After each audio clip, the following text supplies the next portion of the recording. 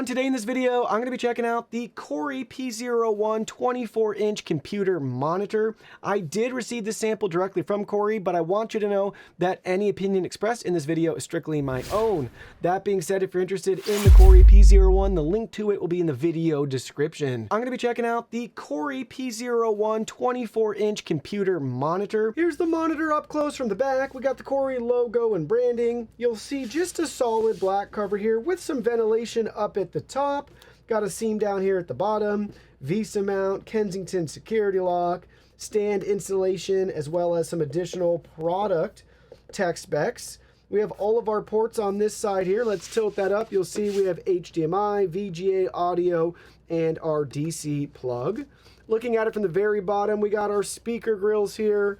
We have all of our 5 menu button and control options, indicator light there. Moving right along, we're taking a look at the UFO frame rate test here. This is great to help us understand why 100 Hertz makes a difference compared to 60 or 75 Hertz. So in this case, it's great to see 100 FPS. If you do want to use this for not just productivity, but some gaming, I think you'll enjoy the performance out of a monitor like this. Now we can talk about ghosting here. In this case, very noticeable to see ghosting here, and that UFO isn't very clear at all. So we're just seeing a lot of blurring and smearing as it's going across the display. Now we have a black screen pulled up here. We turned off all the studio lights to see if we could notice any sort of backlight bleeding. And in this case, looking at the dark screen in the dark, no noticeable backlight bleed, so that's great to see. Now for a simpler test, let's just browse the web and see how everything looks. So first up, we have YouTube pulled up. Everything looks nice, super responsive.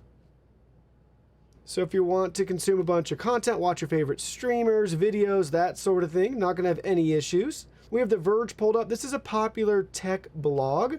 Wanted to show you a bunch of different articles, how everything looks with our embedded images. Now we're testing out the built-in speakers. We have the volume at 100. We're streaming the song Dripping with Ice by Music Chef. Music Chef is home to stream-safe music for content creators. So give it a listen. Again, 100% max volume. Not much of a noticeable difference turning it up from the default volume of 50 to 100, so it's not going to be rich or full. Now it's time for my favorite test. We're testing the input lag on this monitor. Now keep in mind, input lag is different from response time. This has a 5 millisecond response time. So let's go ahead, let's see what results we get in all 3 of our quadrants. Our lowest value will usually be up at the top here. It's great to see when we're in that 1.x range. So in this case, 1.5 milliseconds. Good to see. Going down a little bit to 1.4, but that 1.4, 1.5 range. Now we're at 9 milliseconds for the middle, 8.9. And at the very bottom, you'll see we're coming in right around 16.2 milliseconds. Right at 16, not bad. Now it's time for gaming, so you can get a feel for how gaming looks on this display.